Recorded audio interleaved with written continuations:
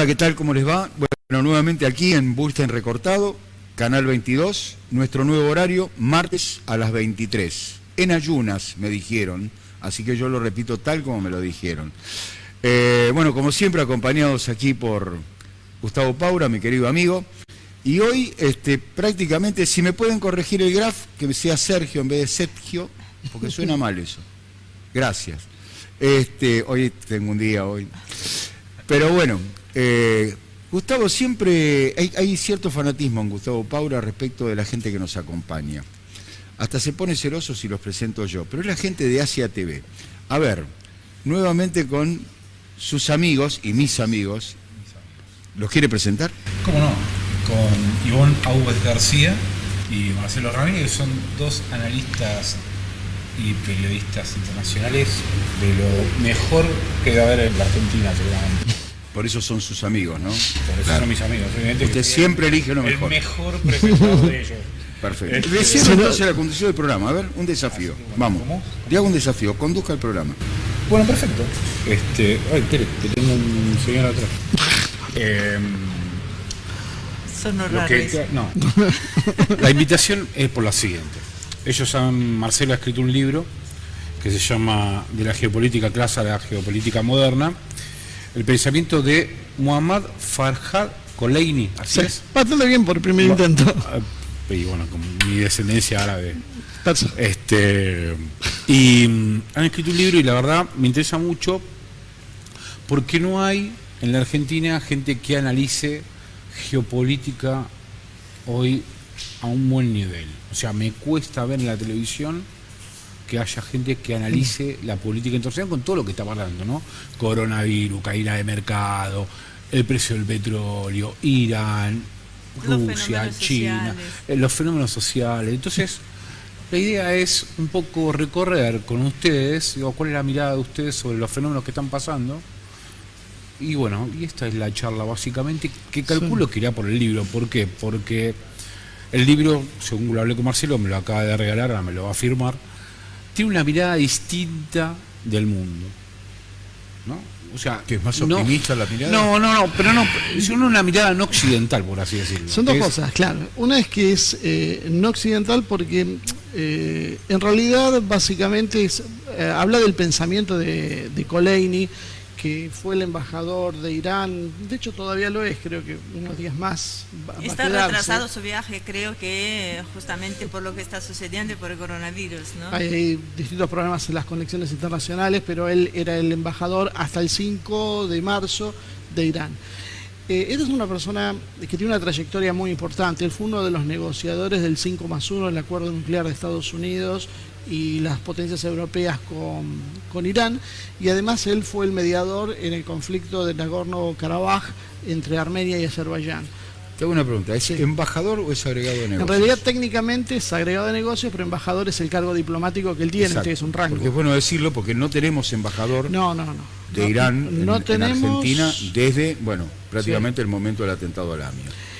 Uno de los temas es que a pesar de eso, no tiene nada que ver esto con el libro, ¿no? Pero te digo, el volumen, por ejemplo, de intercambios comerciales que tenemos con Irán a través de terceros países es muy importante. Se estiman unos 3.500 millones de dólares anuales, lo que lo haría el cuarto socio comercial de la Argentina. Es bueno que lo digas para es decir, esto que se ha generalizado, en donde se debe incrementar el intercambio económico a partir del memorándum para favorecer Irán y todo eso. Es bueno que el público se entere de que Irán, tal como, es decir, por terceros países o en forma directa, y fundamentalmente recuerdo la importante exportación que había por parte de Grobo Copatel, que era en cuanto a la soja, en cuanto a cereales, era uno de los principales tomadores. Es decir, que lo sigue siendo. Lo sigue siendo, lo que pasa es que a veces el envío va a Emiratos Árabes o a otro país y bueno, se va tercerizando. Por el tema del bloqueo, muchas cosas no se hacen directamente, pese a que medicamentos y alimentos no está alcanzado por el bloqueo. Entonces ahí las normas son diferentes. El Tesoro de Estados Unidos autoriza los pagos y, por ejemplo, hay una empresa, creo que es la más importante que maneja esto, que es Glencore, una multinacional suiza, y ellos tienen el ok del Departamento del Tesoro norteamericano para autorizar los pagos y para poder comerciar. El lobby suizo en Estados Unidos, bueno, viste cómo son las cosas, o sea, por un lado la diplomacia, por otro lado lo militar y por otro lado los negocios. Negocios son negocios, sin duda, acá ganan todos. Sin duda. Y te voy a decir algo, ¿no? Y después vamos al libro. Sí. Yo recuerdo, para los que se desgarran las vestiduras hablando de Irán, respecto al atentado a Lamia, que Malcorra, es decir, antes de asumir como canciller Argentina, cuando asume Mauricio Macri, ella plantea y dice: el atentado a Lamia por un lado y el comercio con Irán por el otro, porque yo no voy a dejar de comerciar por Irán. Estoy hablando de Malcorra, canciller de Macri. No voy a dejar de comerciar con Irán si a nosotros nos da un beneficio importante en la balanza comercial. Vale decir que para todos los que hoy hablan del memorando y siguen hablando de la traición y todo, bueno, señores, este era el gobierno de Mauricio Macri. Si dejaba plata, negociamos hasta con Irán. El atentado va por otro lado. Perdón, no podía dejar de decirlo. Es que básicamente es lo que hace cualquier país, o sea, las políticas son de múltiples capas y nadie arruina negocios simplemente hasta por un tema que pueda ser hasta por un atentado. Hasta si es un atentado también. Con lo 85 pagarás de otra manera, claro, pero va a ser así. Y una de las cosas importantes es que Irán está trabajando en ser un hub, un centro comercial para la región que más o menos involucra unos 300 millones de habitantes. Y ellos tienen la iniciativa, que era un poco la que traía este embajador a la Argentina, o agregado comercial, como prefieras, que era para hacer un intercambio en realidad con la región, pero con cabeza en la Argentina, entre lo que sería este sector de Medio Oriente, que son 300 millones de habitantes, a través de cambiar energía por alimentos. O sea, hoy cada vez más vamos a ese tipo de modelo de negocios, donde el pago contante y sonante en dólares empieza a ser difícil porque hay muchas restricciones. Entonces esto se compensa como era el negocio con Cuba, donde los estados tienen un fideicomiso, donde se van compensando las balanzas comerciales a través de intercambio. Básicamente estamos entrando en una era de trueque. Irán viene a ofrecer 300 millones de personas que son, yo creo que en buena parte, la herencia de lo que era el antiguo imperio persa, que es una de las cosas que trata el libro. La importancia geopolítica de Irán y por qué tiene el peso en la región, es porque es el imperio persa. No es casual que tenga los enemigos que tiene. No, no es casual y no es tampoco, o sea, es islámico, bien, es chií, tiene ascendencia en el mundo por ser islámico y por ser chií, pero además tiene redacciones poco pensadas. Por ejemplo, los pakistaníes, los afganos, muchos están conectados porque son la misma rama idiomática, lingüística, que es la que tiene el antiguo imperio persa. Van desde el norte de África hasta Cachemira, en la India. O sea, toda esa región, hasta el Cáucaso, toda esa franja es donde tiene influencia Irán. Entonces, no solo cuando vos atacás Irán, atacás un país, atacás una civilización, por eso es tan complejo. Correcto. Y además cuando comerciás con un pueblo de 5.000 años de historia. Entonces, en realidad, el problema con Estados Unidos es un accidente. Y es un pueblo que durante 5.000 años se llevó perfectamente con los judíos, porque no hay que olvidarse que Ciro fue el que liberó a los judíos de Babilonia, cuando estaban esclavizados. Entonces los persas siempre recuerdan eso. Ellos fueron los primeros que trabajaron por los derechos de las minorías. Y la comunidad judía en Irán convive, tiene representación en el Parlamento, con una persona que representa como diputado. Sí. Es decir, las minorías están representadas. Uno puede disentir en la política y en algunas respecto de los derechos humanos, en tratamientos, sí, por supuesto que sí. Pero también hay que decir de que no es ese fantasma que nos quieren hacer ver muchos, respecto de que está sometida toda la comunidad iraní judía, está sometida, amenazada, y por eso hablan de la manera en que hablan en favor de Irán. No es verdad. No es verdad. Es decir, hay un respeto absoluto por parte de Irán como nación islámica musulmana respecto de la religión judía. El problema es con el gobierno israelí, no es con los judíos del mundo. Exactamente. Sí, che, Marcelo, y una consulta, ¿y por qué desde Irán sale? Porque fue porque básicamente tuvimos, para incluirte que estás acá. Acá veo. Yo porque después me voy yo con ella, ustedes se quedan. Bueno, está de paro por eso. Sí, nada, que cuando empiece a hablar, no hablo más yo. Estuve en la cocina de este libro y Ajá. la verdad yo creo que es tan interesante Porque como puede lo que servir a está café, explicando. Porque son mujeres, No estás me en la adelantes cocina. nada. ¿Viste? Después no se Acá quejen no ustedes, me ¿eh? quejo. Bueno. Bueno, hoy estamos. Te- Voy a te das dejar cuenta, hablar ¿no? primero. Yo no voy a hacer chiste de esto porque a mí ya me tienen. No, dale. Bueno, no, básicamente hablamos mucho con este embajador porque tenemos intereses comunes en los aspectos geopolíticos y surgió la idea de hacer un libro. Él tenía que irse en marzo y esto se decidió a fines de año. Entonces Hago hizo- un paréntesis ahí, si me permite. Listo, chao. ¿Viste? Ahora sí, Salió de la ahora cocina. ya, sí, Salió y de ahora la ya cocina. toma el control. Claro. En realidad, hace un año que Marcelo viene trabajando en un libro sobre Rusia. Es como Putin puso de pie a Rusia, historia, tradición. Eso lo quiero. El libro realmente está muy interesante. Hizo un paréntesis para escribir este libro porque el viaje del embajador se dio, bueno, Kholeini acá escribe como él mismo, como persona, no como un diplomático, sino que es su pensamiento en forma personal. Entonces, de diciembre hasta prácticamente la última semana de febrero, Marcelo estuvo abocado, no parecería tanto, pero resumir todas estas horas que estuvimos, pero varias semanas, durante horas, grabando una charla, como una charla de café, que Con alguien. con alguien que habla poco el idioma, pero se hace entender muy bien. Pero son conceptos complicados, convengamos que no es lo mismo Y que te... hablar de Claro. una mesa de café que hablar de estos temas.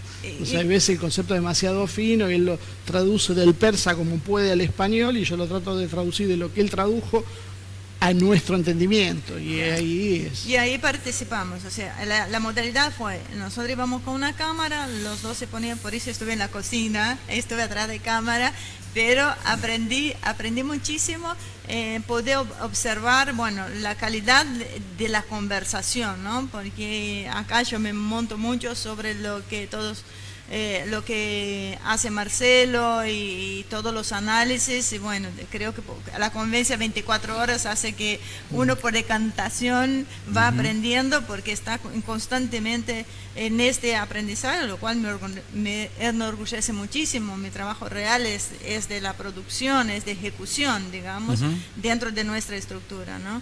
Y fue muy intenso. Y diciembre hasta la última semana de febrero, yo lo tenía atadito ahí con un tecladito en la computadora escribiendo, porque tuvo que resumirlo para salir con la Esto promesa sería de más avanzar. bien una introducción, la idea es hacer un segundo libro después. Y esto lo que se centró mucho es en el tema de intentar modernizar conceptos. O sea, la geopolítica clásica que uno conoce, la de Mackinder, es muy geográfica porque es propia de fines del siglo XIX, principios del siglo XX. Hoy hay otros factores en juego. ¿Cómo cuáles? La ciberpolítica, por ejemplo, la cibergeopolítica, el espacio aéreo, el espacio submarino, las nuevas formas de análisis. Una de las cosas que a él le llamaba mucho la atención es que no veía muy avanzado el proceso en la Argentina del análisis, porque nosotros seguimos con esquemas de análisis. Yo te digo, esto, por ahí en términos estratégicos hay algunos sectores que están un poco mejor. En términos de los sectores políticos esto es algo inexistente, no es que está basado, atrasado, no existe. Donde ellos trabajan en realidad no sobre un modelo fijo, sino un modelo fluctuante, que va y viene, es decir, va analizando permanentemente todas las variables, que son millones, que interactúan entre sí, saca conclusiones y vuelve a analizarse. Eso también, para usar eso, usan modelos matemáticos. Y esos modelos matemáticos tienen mucho que ver con la historia de ellos. Siempre los persas han sido una vanguardia en el aspecto científico-tecnológico, y hoy mismo la población por ahí sí ha sentido un poco el rigor de todas estas etapas de tanto ajuste que han sido sometidos por las presiones de Estados Unidos, pero lo que es ciencia y tecnología se siguieron apoyando e invirtiendo. Entonces los tipos han desarrollado mucho, no es casualidad, la capacidad misilística, en nanomateriales, en células madres, son un país muy avanzado, cosas que nosotros desconocemos de Irán y que yo me fui enterando muchas cosas hablando y después fui chequeando a ver qué es lo que me decían. Y que si se era cierto. ocupan y que tampoco conozcamos. Sí, porque es un país Hay que muchas no es cosas que casualidad. Te imaginas un Te da- país desértico, cubierto, con Porque- mujeres sometidas y nada más. Claro, nada es, que- es lo único que trasciende, y que son terroristas. hay También. una... Financian el terrorismo. Hay una... A mí me pasó exactamente lo mismo. Uno tiene esa visión, pero hay una película que recomiendo que se llama La Separación, que es una película iraní, Ajá. donde ahí es la clase media iraní y el tipo se quiere separar de la mujer y vos ves todo el sistema judicial iraní, que es un tipo que está sentado en un cosito y 2 días arrestado. Vos un día o sea, el tipo te despacha la justicia, es el ideal, digamos, acá, ¿no? Que acá están 10 años. Mira, tiene algunos aspectos. Una cosa me llamó mucho la atención con el tema este del coronavirus. Ellos son uno de los países que está sufriendo más la infección porque tienen la ciudad sagrada de Qom, que vienen de todos lados y sospechan que ahí es donde se les desarrolló. Ellos generaron un programa de inteligencia artificial como una aplicación en el celular donde te tratan el mismo programa y te indica qué medidas tenés que ir tomando, cuáles son sus factores de riesgo y si tenés que concurrir o no a un hospital de acuerdo a las características de tu caso, el lugar donde vivís, la edad que tenés, los parámetros de salud que tenés. Bueno, todo eso lo automatizaron en un programa y ahí es donde interviene la inteligencia artificial, que es otro de los factores de la nueva geopolítica. Mientras tanto, vos fijate lo que nos empieza a pasar a nosotros. Llegamos ¿Se puede acá. hacer una charla de quincho? Sí. Sí, porque mira, me das pie para decir, ayer llegó mi hija con su marido y mi querida nietita, Anita. Y cuando estábamos cenando, me comenta, dice, vos sabés que apenas estábamos en el avión y el comandante nos pasa por altavoz de que nos van a entregar un formulario en donde debemos llenar por el tema del coronavirus. Dice un formulario muy extenso y muy detallado, que inclusive hasta por el final, dónde íbamos a estar los próximos 15 días. Realmente un seguimiento sumamente importante del coronavirus. Bueno, la novedad es que bajaron del avión, hicieron todos los trámites, por supuesto, con el papelito en la mano, se subieron al taxi con el papelito en la mano, llegaron a su casa con el papelito en la mano, y ayer tenían en la cena el papelito en la mano. Entonces digo yo, ¿para qué se imprimió ese formulario? ¿Para qué se hace lo que se debe hacer si luego, cuando vos llegás, ¿cuál es la puerta de entrada del coronavirus? Ezeiza, por ejemplo. Sí. Sin ninguna, viene del exterior, dudas, está no hay perfectamente determinado. Bueno, esto es lo que está pasando. ¿Dónde está la falla? No sé, pero lo cierto es que del discurso a la realidad hay un largo trecho.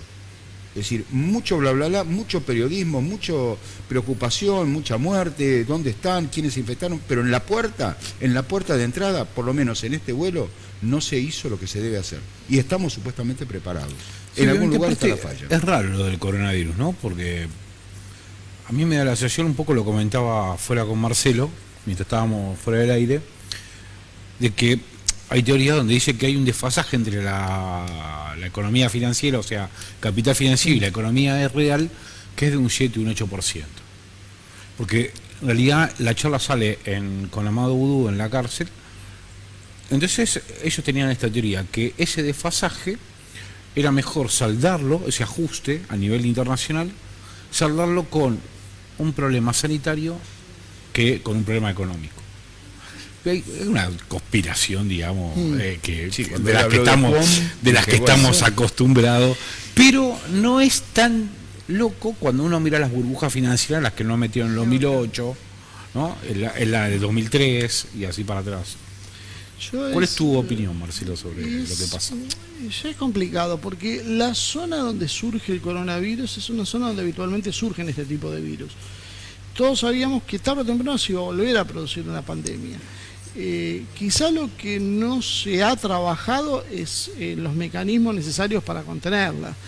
En algún momento se habló, hay un científico norteamericano, un Tom Boyle, que él decía que esto es un arma bacteriológica, que en realidad China la roba de Canadá y se escapa en Wuhan y por eso viene todo este problema. Puede ser. Yo lo que no creo mucho es en un ataque exprofeso. Si la idea es, como algunos dicen, disminuir la población mundial. Yo creo que sí hay un proceso en marcha, todas las políticas de género, todo va orientado a bajar la demografía, eso es clarísimo. Ahora, de ahí a generar un virus que mate 5.000 millones de personas, me parece que es difícil porque eso se te descontrola y mata a cualquiera. Nos mata a todos en definitiva. Por eso, no sabés a quién va a ser. Salvo que vos lo dirijas muy bien, por ejemplo, un gen que sea característico de determinada raza. Si vos haces eso con China, el otro día te volaron Nueva York, Washington, porque no son idiotas, ellos también tienen la capacidad de saber lo que pasó, o te metieron un virus igual, que te va a atacar los rubios de ojos claros. Entonces, en esas condiciones me parece difícil. Me parece que en el tema biológico estamos como en el equilibrio nuclear. O sea, todos tenemos, pero nadie lo usamos porque es la destrucción asegurada de todos. Ahora, dicho esto, puede ser que sí cabe una posibilidad de alguna cuestión como para golpear la economía. Pero vuelvo con lo mismo, esto no golpea a China, golpea a todos. Sí. Fíjate lo que está pasando ahora. En los primeros días yo tenía esa discusión con mucha gente. Me decía, no, pero esto está diseñado porque China cuando estaba creciendo, digo, no, porque esto va a golpear a todos, va a arrastrar a todos. Bueno, lo que está pasando. Bueno, claro. Lo que sí sirvió, más allá de lo que sucede a nivel global, lo que sí sirvió para hacer cuáles países están preparados para una pandemia real o no. Nosotros vamos muertos.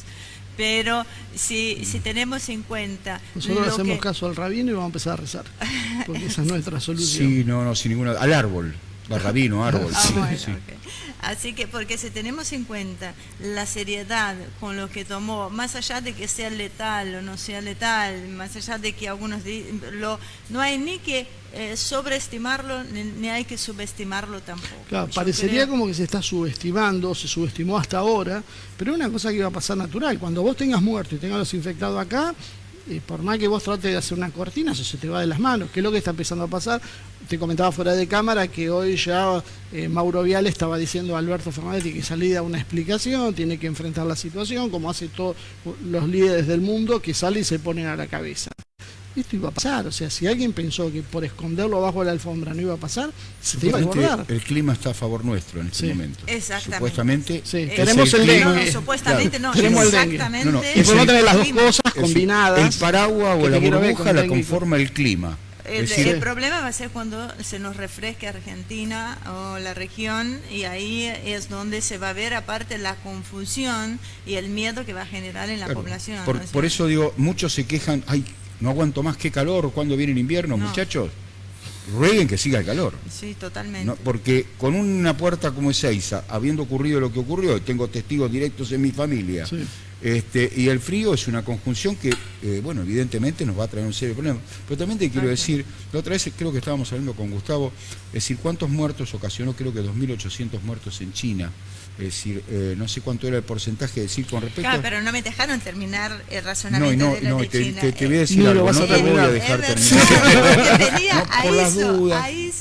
Bueno, entonces, bueno, vamos, por ejemplo, la gripe en España, ¿cuántos muertos lleva por año? Pero no, vamos a terminar el tema de China, que es importante, porque China, cuando aparecen los primeros casos de coronavirus, hay 8, y eso habla de cómo es la idiosincrasia de un pueblo, hay 8 periodistas que salen a dar una información que no era exactamente la correcta.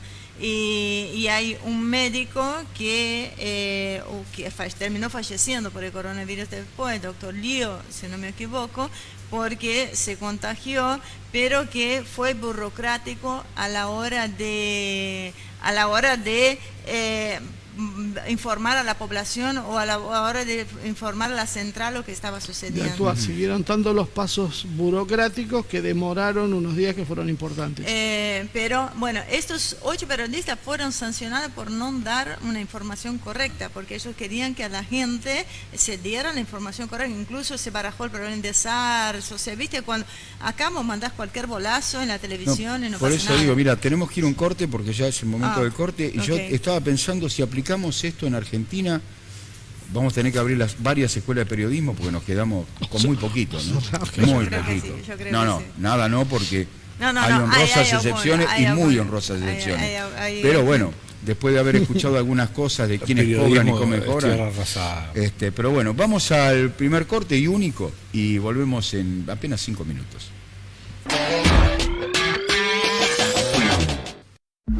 Bueno, nuevamente aquí, Canal 22, Burstein recortado, nuevamente les digo, nuestro nuevo horario, martes a las 23, de 23 a 24. Seguimos con nuestros queridos amigos de Asia TV y tenías una pregunta para hacer, ¿no, Gustavito? Sí, era ¿cómo ven ahora la economía, digamos, ya esto desatado, ¿no? Veníamos hablando del coronavirus. ¿Qué es lo que es solamente el coronavirus o hay algo más detrás? ¿Es la burbuja financiera? ¿Cuáles son las...? Esto es una especie de acelerador. Porque la caída del petróleo es tremenda. Bueno, ahí tenés un caso. Arabia Saudí aprovecha la confusión y dice que va a producir más, aumenta la producción, la cuota de producción de petróleo, derrumba los mercados. ¿Con eso qué hace? Golpea a Rusia, pero golpea a Estados Unidos con la industria del fracking. O sea que yo creo que un día hay que hablar seriamente del tema de vacas muertas. Creo que algunos están diciendo que el fracking en Estados Unidos funciona porque ellos imprimen billetes, entonces ponen los dólares que hace falta, si trabajan a pérdida no importa, es papel lo que están quemando. Esos dólares no son nuestros. O nosotros conseguimos especificar nuestra producción o estamos muertos. Así no vamos a poder ir muy lejos. Lamento si el programa para conseguir las divisas pasa por ahí, vamos mal. Sí, lo que estamos viendo, bueno, es eso, todos los indicios de una ruptura de orden. O sea, el globalismo que estuvo predominando desde la caída de la Unión Soviética, que empezó en los 70, pero que se consolidó con la caída de la Unión Soviética, claro, hasta ahora, si fue golpeado, diríamos, lo había dejado knockout Trump, con esto lo terminaron de liquidar. O sea, indudablemente, volvemos al tema de lo que hablamos del trueque, se está empezando a cortar el tema de los intercambios hasta de turistas. O sea, esto hasta que se normalice va a llevar un año, se van a enfriar las cosas, se cambian las formas de producción, entonces vamos a otro modelo económico. Si después va a ser mejor, peor, más justo, menos justo es otro tema, pero estamos en un proceso de cambio a nivel geopolítico, eso es lo importante de entender. Por eso también tenemos que entender que nuestros marcos de alianzas tienen que cambiar. Nosotros no podemos seguir jugando a un mercado gastado y en caída como el europeo o a Estados Unidos y nada más. Y tampoco, como solución, como proponen otros, es solo con China, nos atamos con China y que sea lo que Dios quiera. Nosotros tenemos que abrir. Y tenés el sudeste asiático, tenemos que hablamos antes de Irán, tenemos que tratar de ver qué se puede hacer con los africanos. China. Claro, tenemos que con los rusos y empezar a comerciar saliendo del dólar. Que se pueden hacer este tipo de intercambios donde vos fijás una reserva en cada país, cada banco central o cada estado garantiza los pagos. Entonces, yo voy a exportarle algo, supongamos, a Cuba. Yo le exporto a Cuba, pero se lo cobro al banco argentino. Y el banco argentino es el que después va a compensar con Cuba. ¿Y cómo lo compensás? A través de importaciones, o sea, para tratar de no usar divisas. Yo creo que vamos a ese modelo. ¿Cómo era el comercio antes de toda la financiarización? Claro. Y lo que pasa es que el proceso de financiarización de la economía empieza en los 70, en el 73, cuando empiezan a imprimir cuando patean el patrón oro. Entonces, en ese comercio anterior te permitía esto que dice Marcelo, es, che, te cambio este vaso por ese. Entonces, estamos jugando, digamos, con lo que vos producís, porque el problema que tenés acá es que estamos cambiando títulos por otros títulos, por deuda. Y yo te diría, y acá te meto un tema urticante, que es ver qué es lo que pasa con este recrudecimiento de estos fenómenos sociales, como el tema de género, que hay, como vemos, como una erupción en los últimos 3 o 4 años, que casualmente coincide con el ocaso de este modelo, y empezamos a encontrar cosas muy raras, como que vayan a prenderle fuego el palacio a AMLO. O sea, el feminismo mexicano carga hoy contra AMLO abiertamente, porque AMLO tuvo un par de declaraciones poco felices a juicio de ellos. Y si uno empieza a ver una conexión, AMLO negoció con Trump en su momento, porque tampoco tiene otra alternativa, convengamos que son vecinos de Estados Unidos, que no pretendamos otra cosa. De la economía mexicana por eso. Bueno, le trasladan el problema interno de Estados Unidos. A Evo le pasó lo mismo. Casualmente. Claro. Y el levantamiento en Chile, que es claramente contra un modelo socioeconómico, ahora parece que resulta que es contra el Estado patriarcal y violador. Entonces, es como que nos van corriendo a la cancha, y ¿quiénes están interesados? ¿Quiénes están perdiendo en este modelo? Lo que hablabas vos, el gran capital financiero. Cuando un ministro de salud antes argentino ante una pandemia como es el tema del coronavirus, y el dengue, sin exagerar, y el dengue, porque algunos te dicen, no, nuestro problema es el dengue, pongámoslo todos juntos, dengue y coronavirus, que declara, y que no se encuentren porque va a ser letal. Donde vivo yo hay casos que no están declarados, pero sabemos fehacientemente que hay casos de dengue, y vivo en Capital. Eso, y cuando él declara que lo importante es el aborto y no hay que preocuparse por lo demás, entonces, o sea, hay algo que no funciona. Realmente esto es bastante preocupante, por eso quizás somos bastante insistentes o densos en las redes sociales, porque creo que hay que prestar bastante atención en la lo que clase viene en este política aspecto. tiene que romper la burbuja en la que está viviendo, porque se están hablando entre ellos mismos. No es el problema del... Vos salís a la calle y hablás con la gente común, y no es ni el problema ni el aborto, ni el patriarcado, la mayoría de la gente ni sabe de qué le están hablando. El problema es llegar a fin de mes, pero nuestra clase política compró ese discurso, y es lo único que está haciendo. Sí, igual es lo único que puede hablar también. Pero ¿cuánto Y tiempo? porque es lo único que tiene plata hoy, eso y de desarrollo social. Bueno, Soros dijo el otro Entonces, día que va a poner $1.000 millones para seguir Sí, apoyando estos movimientos. No, y es más, para financiar las universidades, movimientos desnacionalizadores. Entonces después cuando ves a Trota juntado con el mandante de OP Society en convenios que nadie sabe bien de qué son, entonces bueno, habrá que mirarlo. Pero por eso te digo una burbuja, no entienden que esto ni siquiera cae bien, por lo menos háganlo, pero no lo hagan público. No van a entender que lo tuitee. Sí, es que no, creo que hay una desesperación, digamos, por mostrar algo también y las cosas encima tenés la gran desventaja que económicamente no se han hecho transformaciones, digamos, que salgan del modelo que nos dejó Macri, por el endeudamiento, por un montón de cuestiones, y además también falta de, no sé, correlaciones de fuerza, que ahora está muy de moda también decirlo. Pero eso también nos genera, digamos, que ante una crisis general en un modelo aperturista como el de Macri y como intenta hacer el de Alberto, no tanto, pero van a esa misma línea. O sea, uno es un modelo muy loco, el otro un poquito más controlado, pero... Sí, es una especie de gradualismo, si quiere. No quiero ser muy específico porque no lo sé, pero... pero sí, bueno, pero sigue siendo, pero lo que digo sigue siendo aperturista en un punto. Sí.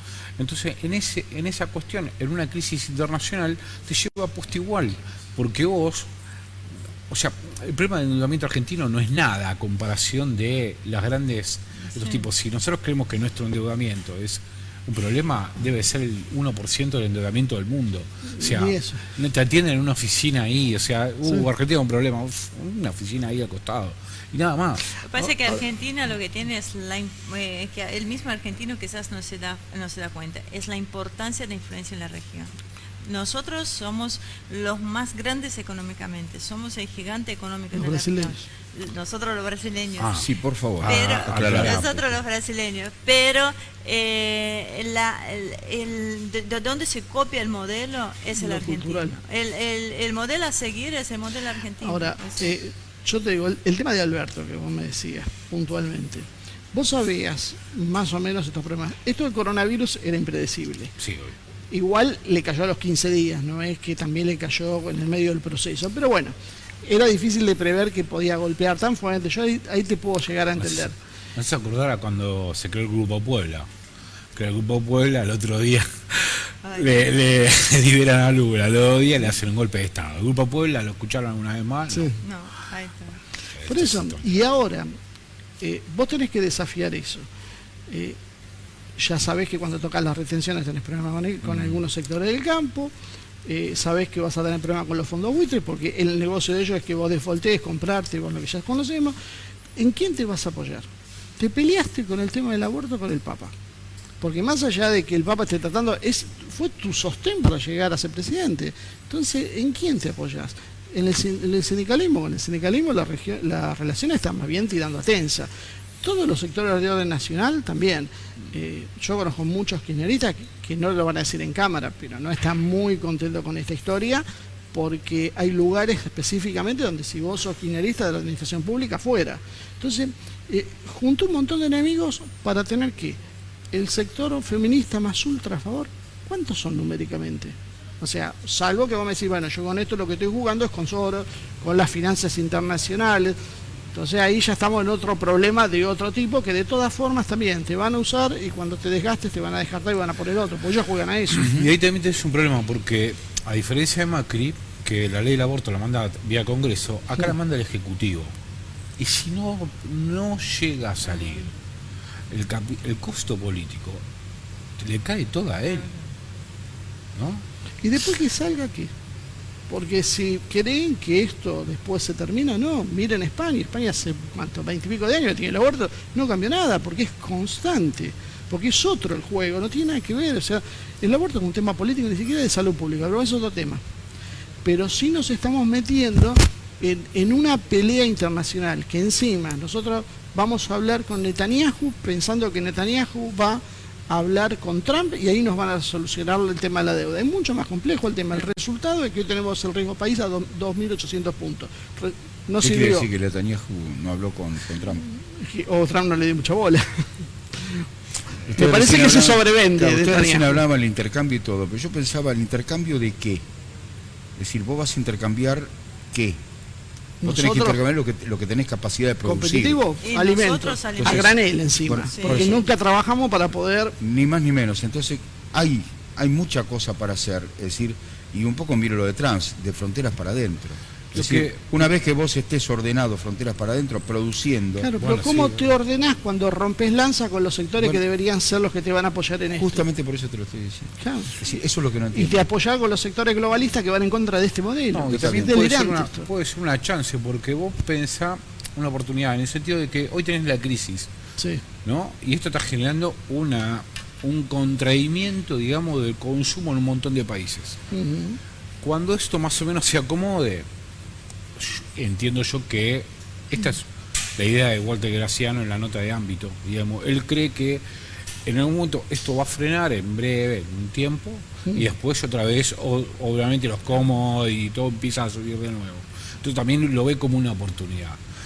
Sí, las crisis son oportunidades. Sí, puede ser. El problema es que a mí me preocupa es la caída de las acciones de YPF, que cotiza en Nueva York un 12%. Entonces, en una negociación de la deuda, Ay, yo no A mí, quiero- ¿sabes lo- alguna desnacionalización de alguna empresa. A mí es un lo que me problema, preocupa ¿viste? es que las crisis son oportunidades cuando vos tenés estadistas que las saben aprovechar. O sea, nosotros no tenemos a Perón precisamente, ni siquiera la tenemos a Cristina en su mejor época. O sea, Cristina está en un segundo plano, dejando hacer, y la verdad me da la sensación que nos va a pasar la realidad por encima. Sí, Yo no quiero comparar a Argentina con China, ¿no? Por donde surgió el foco de la hecatombe mundial que estamos viviendo con el tema del virus, que hay cierto movimiento. Pero las primeras medidas que tomó China fue hacer el hospital que hizo en 10 días, fue mostrar poderío. China mostró al mundo lo que hace. Y decisión. Decisión poderío política de solucionar y enfrentar un problema. y inyección de capital Sin ninguna internamente. duda. Claro. O sea, acá lo primero que hace es sacar Claro. dónde se torna Mientras ellos expanden, nosotros contraemos. dónde se torna tan frágil el coronavirus, y con eso termino, que afecta a los más débiles. ¿Y dónde tenemos toda la población más débil? Los mayores, los desnutridos, los pobres. O sea, Bueno, también, una de las cosas que intentamos ver en el libro y que también es una idea central en el libro de Rusia, es el tema de los pilares de la construcción de una nación, que es una fe en común, más allá de qué pasa con la Iglesia Ortodoxa. Vos podés ser ateo, podés ser de otra religión, no importa. El tema es la cuestión cultural, una identidad, un territorio y una lengua. Y fíjate los puntos que tenemos bajo ataque. exactamente. Bueno, este es el libro de Sí, Marcelo lo voy a Ramírez, poner- de la geopolítica clásica, Ah, lo estás enfocando ahí. clásica a la Perfecto. geopolítica moderna, que recomiendo leer porque siempre es interesante tener otras miradas sobre lo que nosotros vivimos, ¿eh? Y sobre todo para entender la Argentina actual hay que tener muy en claro qué es lo que está pasando en el mundo. totalmente. Así que bueno, lo recomiendo. ¿Lo consiguen dónde? Por ahora lo pueden conseguir a través de Mercado Pago. Es un Ajá. medio poco tradicional, pero como fue un libro editado hace mucho tiempo, no hubo manera de coordinar con una editorial, que estamos ahora en este proceso de hacerlo por una editorial donde puede encontrar librerías. Pero por ahora en nuestras redes sociales... Vos estás diciendo que está en Mercado Libre, por ejemplo. Mercado Libre, perdón. Mercado- No, En está Mercado bien, que lo Libre. pagás por Mercado Pago. Está bien, Exacto, pero perfecto. en Mercado Libre lo pueden conseguir a través de nuestras redes sociales también, nos pueden pedir ahí, ponemos el link, y pronto esperamos poder trabajar con una editorial donde puede estar en las librerías. Igual va a haber una versión electrónica también, porque Genial, a veces es más perfecto. simple para mucha Bueno. gente. Nos tenemos que despedir, estamos en el límite del horario. ¿Quiere decir algo más usted? Nada, viva Perón. Viva Perón. Perfecto. No dice nada el hombre, pero cuando habla. Bueno, esto fue todo. Agradecidos a la gente de Asia TV. Nos vemos aquí en Canal 22 el próximo martes, recuerden, a las 23 horas, aquí por Canal 22, Burstein Recortado. Chau, chau. Buena semana.